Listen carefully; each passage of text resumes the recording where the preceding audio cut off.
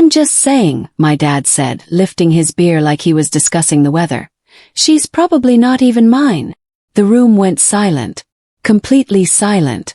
I felt everyone's eyes shift to me. My fork froze halfway to my mouth. My chest tightened like someone had wrapped a rope around it and pulled hard. He didn't look at me when he said it. That made it worse somehow. I waited for him to laugh. To say he was kidding. Take it back and apologize. He didn't. Instead, he shrugged and leaned back in his chair like he'd just commented on the weather. We've all thought it, he added casually. My throat closed up. I couldn't breathe properly. The room felt too small suddenly. This wasn't a joke. This wasn't a mistake. This was something he'd been thinking for years. Something he'd maybe even discussed with others behind my back. My half-brother Kyle looked down at his plate. My half-sister Brooke shifted uncomfortably. Nobody defended me. The silence stretched out forever. I could hear the clock ticking on the wall. Someone cleared their throat. And still my dad didn't take it back. That was the moment I realized this had been building for a long time. My stepmom Angela finally broke the silence. Honey, that's a terrible thing to say. But her voice was weak, uncertain, like she was checking if she was allowed to disagree with him. My dad waved his hand dismissively. I'm not trying to be mean. I'm being honest. He looked at me for the first time since he'd said it. If you're really family, Olivia, then prove it. The challenge hung in the air. Take a DNA test, he continued. Simple as that. Then we'll know for sure. I felt my face burning. My hands started shaking under the table. I pressed them against my thighs so nobody would see. This was supposed to be a normal Sunday dinner. We'd been celebrating Kyle's acceptance to college. Everything had been fine until dessert. Then my dad had a few drinks, got comfortable, and decided tonight was the night to humiliate me in front of everyone. Well, he pressed, raising an eyebrow. What do you say? Everyone was staring at me now, waiting. I swallowed hard. My voice came out quieter than I wanted. Okay. His eyebrows shot up. He hadn't expected me to agree so easily. Okay, he repeated. Yes, I said more firmly. I'll take the test. He smiled then, wide and confident. He thought he'd already won. The table erupted with whispered conversations. Angela looked uncomfortable. Kyle and Brooke exchanged glances but said nothing. My dad leaned forward, still smiling. Great. We'll schedule it this week. I nodded, keeping my face as blank as possible. Inside I was falling apart. But I wouldn't give him the satisfaction of seeing me cry. Not here. Not now. Can I be excused? I asked quietly. Sure, my dad said, waving his hand again. He was already turning to Kyle, changing the subject like nothing had happened. I stood up carefully, my legs feeling weak. I picked up my plate even though I'd barely touched my food. As I walked to the kitchen, I heard him laugh at something Kyle said. Normal. Easy. Like he hadn't just torn me apart 5 minutes ago. I set my plate in the sink and gripped the counter, trying to steady my breathing. My name is Olivia Johnson. I'm 28 years old. I grew up in this house. I mowed this lawn every summer. I folded his laundry, cleaned this kitchen, helped Angela with dinner countless times. I'd learned early how to take up as little emotional space as possible. How to be useful without being noticed. How to earn approval through work instead of expecting it freely. Tonight wasn't the beginning of anything. It was just the confirmation of everything I'd always known but tried to ignore. I drove home that night replaying everything in my head. The way he'd said it so casually. The way nobody had really defended me. The way he'd smiled when I agreed to the test. He was so confident. For sure. That's what hurt most. He genuinely believed I wasn't his daughter. After 28 years, he'd convinced himself of this lie so completely that he felt comfortable announcing it at Sunday dinner. I thought about calling my mom. But she'd passed away 6 years ago. Cancer. She was the only person who'd ever made me feel like I truly belonged somewhere. After she died, I tried harder with my dad. Thought maybe we could build something real. But he'd remarried Angela within a year, and suddenly I was competing with her kids for scraps of his attention. I pulled into my apartment parking lot and sat in my car for a long time. Part of me wanted to just disappear. Cut ties. Move to another city and start over. But another part of me, the part that had survived years of being overlooked and undervalued, that part wanted something different. If he wanted proof, I'd give it to him. Just not the kind he expected. I pulled out my phone and ordered a DNA testing kit online. Express shipping. My hands were steady now. Looking back, I could see the pattern clearly. Had always been there. I just convinced myself I was imagining things. When I was 10, Kyle and Brooke got new school clothes every September. I got hand-me-downs from Angela's sister's daughter. "You're growing so fast, it doesn't make sense to buy new," my dad had explained. But Kyle and Brooke grew fast too. They still got new clothes. When I was 15, I wanted to join the soccer team. My dad said we couldn't afford the fees. 2 months later, Kyle joined the basketball team. Nobody mentioned money then. I worked summers starting at 16. Saved for my own car. My own college. Kyle and Brooke got allowances. Got cars for their birthdays. Got college funds. "You're so independent," my dad would say, like it was a compliment. Like I'd chosen this. I hadn't chosen anything. I just learned to stop asking. When I graduated high school with honors, my dad came to the ceremony but left early for a work thing. When Kyle graduated middle school with average grades, my dad threw him a party and invited everyone. I told myself it didn't mean anything. That I was being sensitive. That all families work differently. But deep down I knew. My dad bragged about Kyle and Brooke constantly. At family gatherings, he'd corner people and talk about Kyle's sports achievements or Brooke's art projects. Show them photos on his phone. Beam with pride.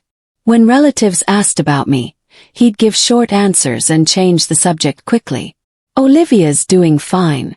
Anyway, did I tell you about Kyle's scholarship opportunity?" Once, my aunt congratulated me at Thanksgiving for getting promoted at my job. I'd been so proud. Finally, something he could brag about. My dad had smiled tightly and said, "Lucky timing, really." Her boss needed someone fast. He'd dismissed it. Reduced it. Made it small. I'd learned not to share good news anymore.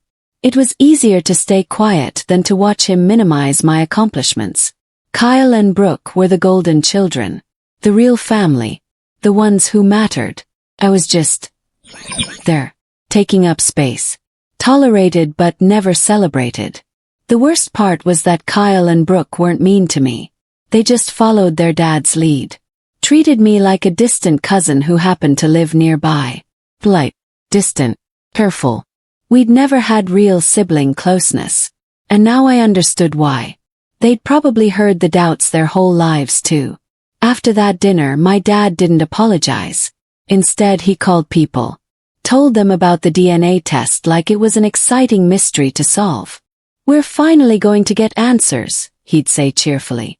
I heard through Angela that he'd mentioned it to his brother. To neighbors. To people at his office. He turned my humiliation into entertainment. Every retelling chipped away at me a little more. Every casual mention reminded me that he didn't see this as cruel. He saw it as reasonable. Justified. Angela texted me once. "He doesn't mean it the way it sounds. He's just curious." But that was worse somehow. If he'd been angry, at least that would make sense. But he wasn't angry. He was just indifferent to how much this hurt. Curiosity doesn't excuse cruelty. Kyle called me a few days later. "Hey, are you okay with all this? Do I have a choice?" Yes. Silence. Then, "I guess not. Sorry." He meant it. Could tell. But he wouldn't stand up to his dad either. Nobody would. I was alone in this. So I stayed quiet. Made my plans. Waited for the test kit to arrive. Because silence was my strategy now. And patience would be my weapon. The DNA kit arrived 3 days later. I texted my dad, "Kit's here. When do you want to do this?" He responded immediately, "Tomorrow. Come by after work." No hesitation. No second thoughts. Still so confident. I spent that evening reading about DNA tests. How they work. How accurate they were. What the results would look like. I needed to understand everything. Needed to be prepared for whatever I'd find. Part of me was terrified the results would confirm his doubts. That somehow, impossibly, I wasn't his biological daughter. That my entire identity would shatter. But another part of me knew the truth. I looked like him. I had his stubborn jaw, his dark eyes, his tendency to overthink everything. My mom had only ever been with him. I'd heard the story of how they met 1,000 times growing up. They'd been together since high school. There was no possibility I wasn't his. Unless he'd convinced himself otherwise so thoroughly that reality didn't matter anymore. I barely slept that night. Kept running through scenarios in my head. When morning came, I felt exhausted but strangely calm. Whatever happened next, at least I'd have answers. I arrived at the house at 6 o'clock. Angela let me in with an apologetic smile.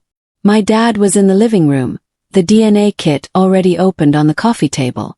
Kyle and Brooke sat on the couch watching. "There she is," my dad announced, gesturing dramatically. "Let's get this show on the road." He was treating this like a game. Entertainment for a boring Tuesday evening. I sat down and picked up the instructions. "Read them carefully." "It's not complicated," my dad said, reaching for his swab. "Just rub it on your cheek and seal it up." I ignored him and kept reading. Making sure I understood every step. Making sure I did this perfectly. He rushed through his test, barely following the timing guidelines. Sealed his sample quickly and set it aside. Took my time. Followed every instruction exactly. Made sure the sample was good. That detail stayed with me. How careless he was with something so important. How little he cared about getting accurate results. He just wanted confirmation of what he already believed. When we finished, Angela carefully packed everything up to mail the next morning. "Results take about 2 weeks," I said quietly. "Can't wait," my dad replied, smiling that same confident smile. The waiting was harder than I expected. Every day felt longer than the last. I'd wake up and immediately check my email, even though I knew it was too soon. Old memories kept surfacing. Moments I'd buried or reframed to make them hurt less. Birthdays where my presents were clearly afterthoughts. Holidays where I felt like a guest in my own family. School events where my dad showed up late or not at all. I remembered being 8 years old and winning a spelling bee. I'd been so excited to tell him. He'd said, "That's great, honey," without looking up from his phone. When Kyle won a participation trophy in soccer, my dad had taken him out for ice cream and posted photos on Facebook. Different rules. Different standards. Different love.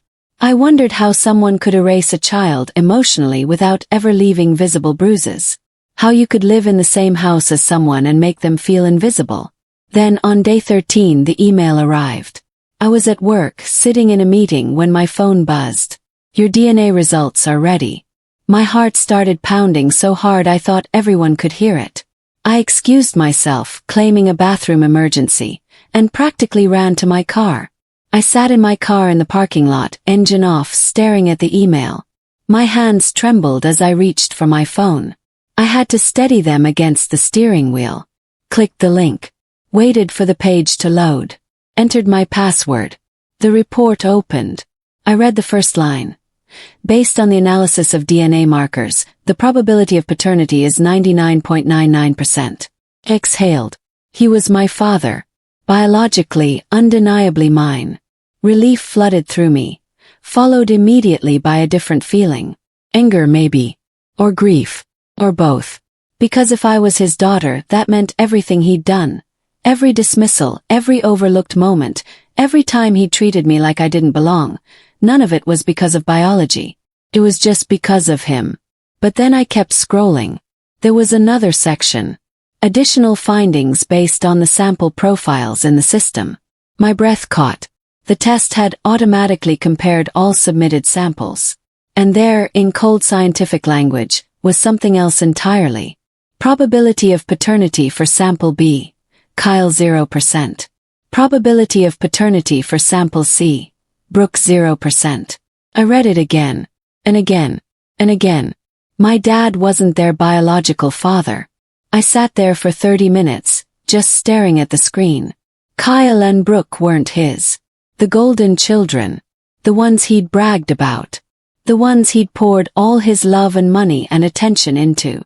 Not his. It was. The irony was so sharp it hurt. He'd spent years treating me like an outsider, questioning my place in the family, doubting my legitimacy. And the whole time I was the only one who was actually his. I didn't feel victorious. I didn't feel satisfied or vindicated. I just felt hollow. Because this didn't erase anything. It didn't undo the years of rejection. It didn't heal the wounds. Just added a new layer of pain. The knowledge that blood had never been the problem. He could have loved me. Should have loved me. Had every biological reason to love me. He just chosen not to. I sat in that parking lot and cried. Silent, shaking sobs that came from somewhere deep in my chest. Eventually, I pulled myself together enough to drive home. Took the rest of the day off work. Sat on my couch holding the printed results. And made a decision. I could have walked away quietly. Changed my number. Moved to another city. Started fresh somewhere he'd never find me. Part of me wanted that. Clean break. The peaceful ending. But he hadn't wanted peace. He'd wanted a public spectacle. He'd wanted proof in front of everyone. So I'd give him exactly what he asked for. I texted him that evening. Results came in. We should discuss them with everyone present. Same people who were there for the original conversation. He responded quickly. That confident, huh? Okay. Sunday dinner work. Perfect, I replied. I spent the next few days in a strange, calm state. Like I was watching myself from outside my body. I went to work. Made small talk. Functioned normally. But inside I was counting down. I printed multiple copies of the results.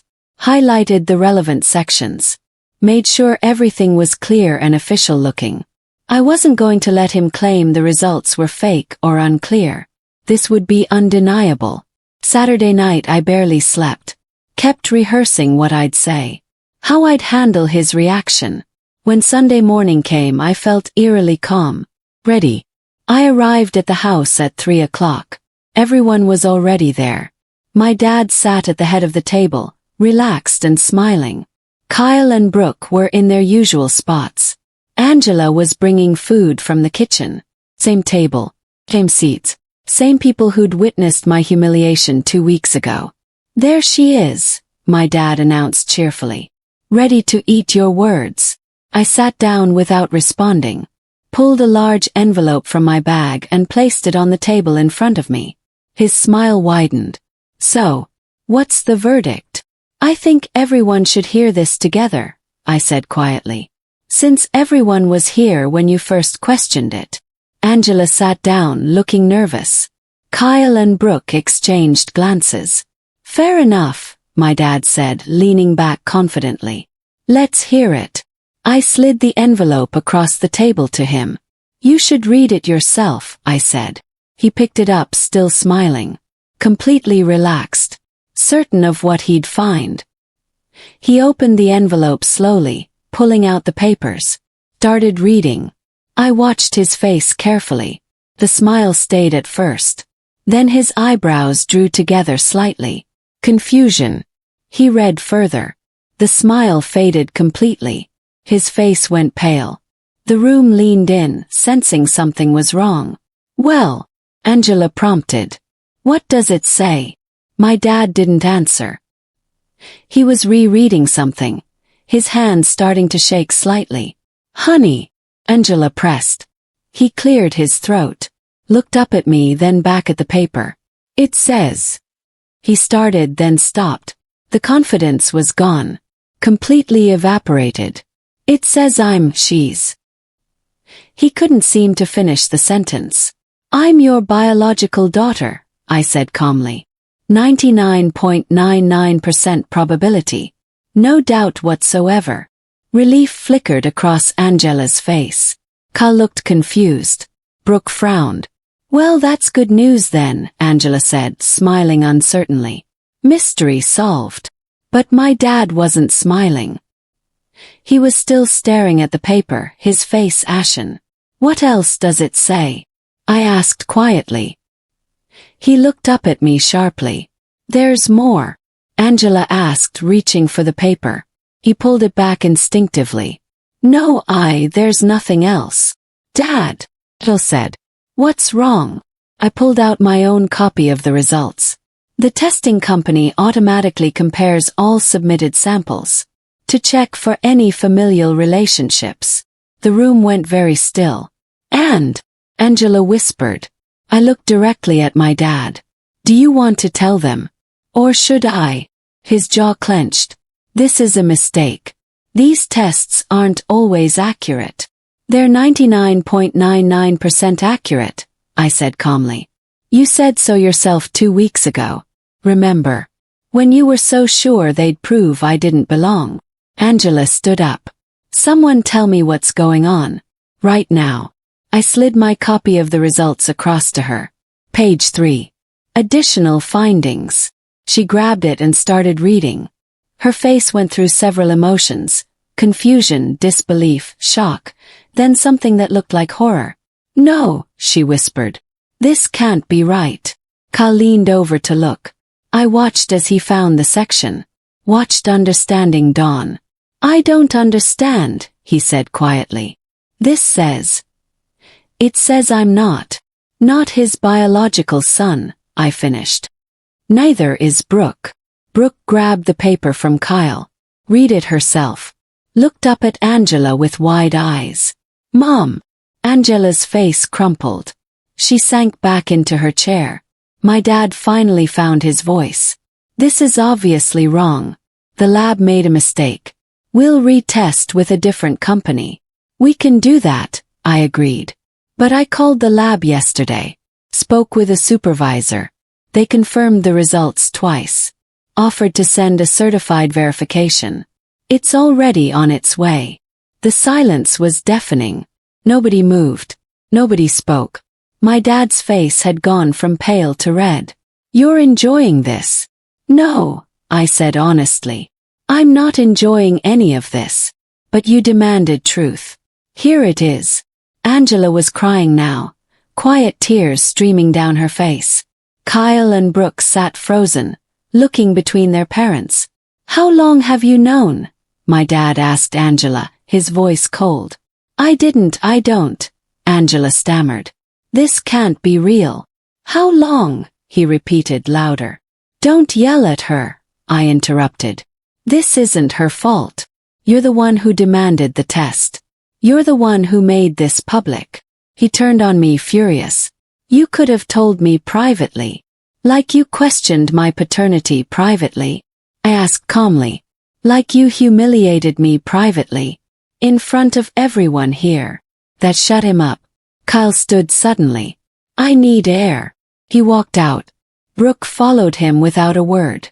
Angela remained at the table, shaking. We need to talk, she said to my dad. Alone. I agree, I said, standing. I've said what I came to say. My dad looked at me desperately. Olivia, wait. We need to discuss this. As a family. I almost laughed. Family. Now we're family. That came out wrong, he backtracked quickly. You know what I meant. Actually, I don't, I said. 2 weeks ago, in this exact room, you said I probably wasn't yours. That everyone had thought it. That I needed to prove I belonged. I was just. You were testing me, I interrupted. Trying to put me in my place. Make sure I knew I was different. Lesser. Angela wiped her eyes. That's not fair, Olivia. He made a mistake, but what? I turned to her. But I should forgive him. Forget it happened. Pretend the last 28 years of being treated like an outsider didn't matter. She had no answer. My dad tried a different approach. His voice softened. Look, I know I haven't been the best father. Can admit that. But this changes things. We know the truth now. We can start over. Start over. I repeated. Do you think a test result erases everything? Changes how you made me feel my entire life? I made mistakes, he said. But I'm still your dad.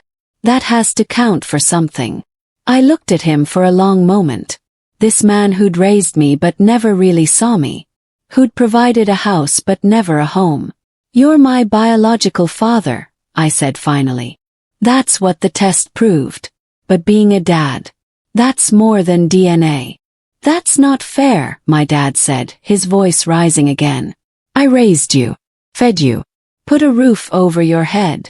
You did the bare minimum, I replied quietly, and resented me for needing even that.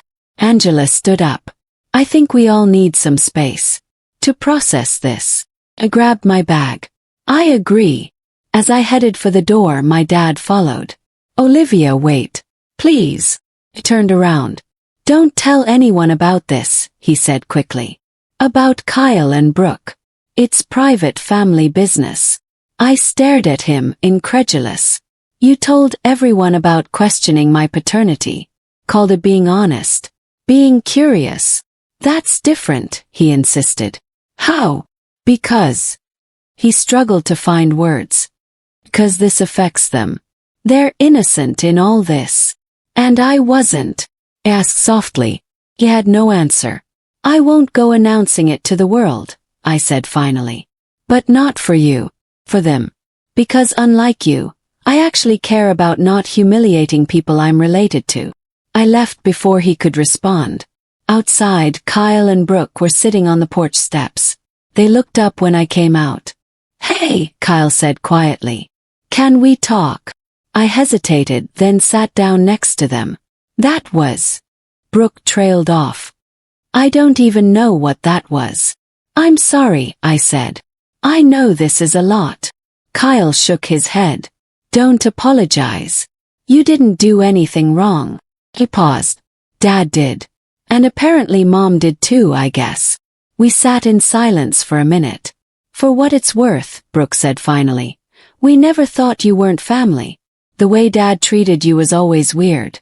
We just didn't question it. I know, I said. You guys were just kids too. This isn't on you. Still, Kyle said. We could have said something. Should have said something. I didn't disagree. What happens now? Brooke asked. I don't know, I admitted. For you guys. That's between you and your parents. You need to figure out what this means. And for you, Kyle pressed. Thought about it. For me. I think I'm done. Done. Brooke looked confused. With trying to earn a place I was born into, I explained. With fighting for scraps of attention from someone who never wanted to give it. I'm just done. Kyle nodded slowly. I get that. If you guys ever want to talk, I added. You have my number. Whatever happens between your parents, that's separate from us. Okay. They both nodded. I stood up. Take care of yourselves. I walked to my car and didn't look back. I blocked my dad's number that night. He tried calling twice already. Left voicemails that started apologetic and ended accusatory.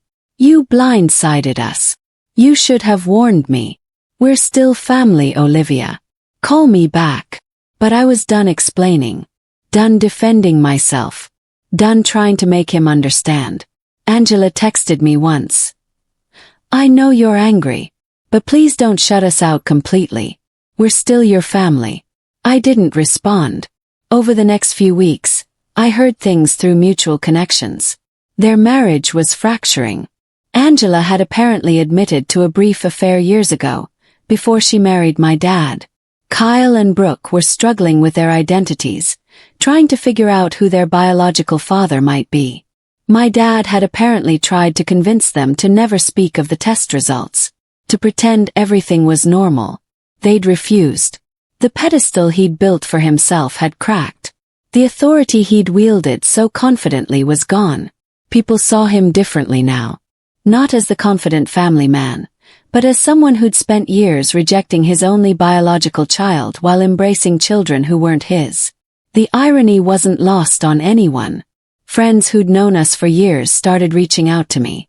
apologizing for not seeing what was happening, for not speaking up. I appreciated the gestures but didn't need them. 2 months after the test results, I started looking at apartments in a different city. I'd been thinking about moving for years but always found excuses to stay. Fear of the unknown, guilt about leaving, hope that things might improve. Now, felt free. I accepted a job offer in Portland. Better position, better pay, better everything. I didn't tell my dad until the week before I left.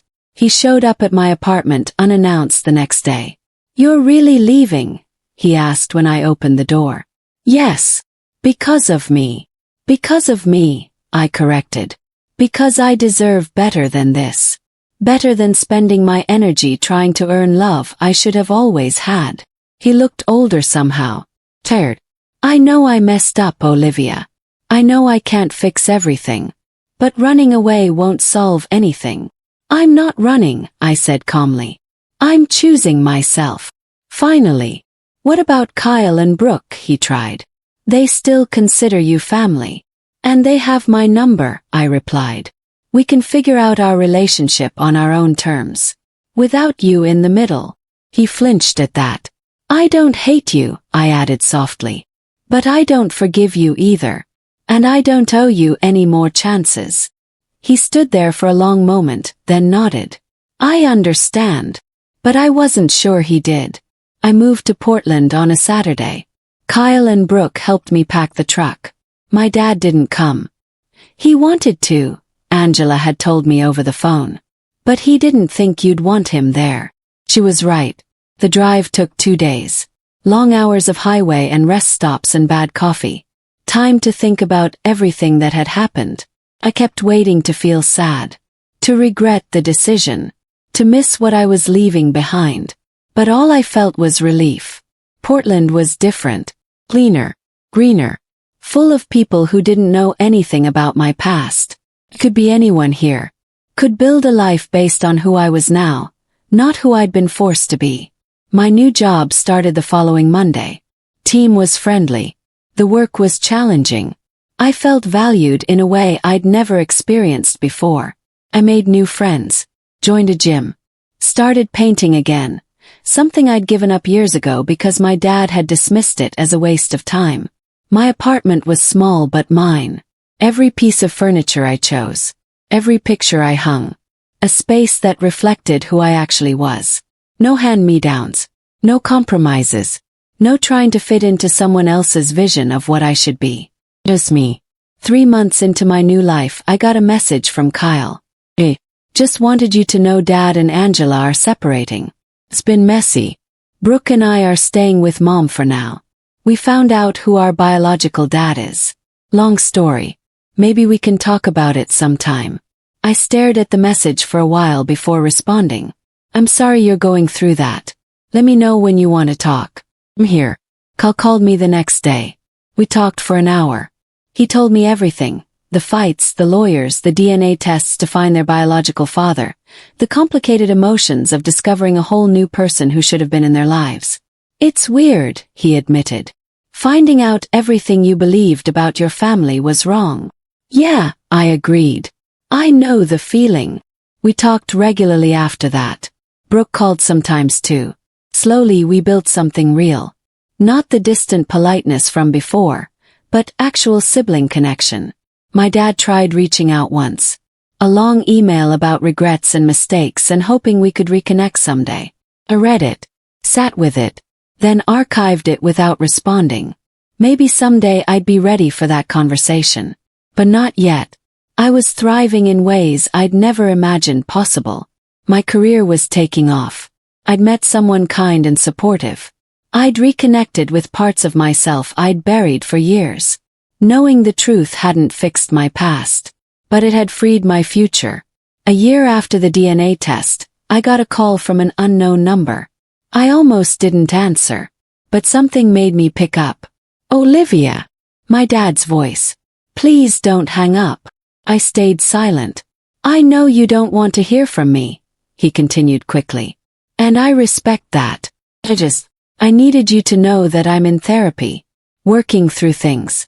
trying to understand why I treated you the way I did. Still I said nothing.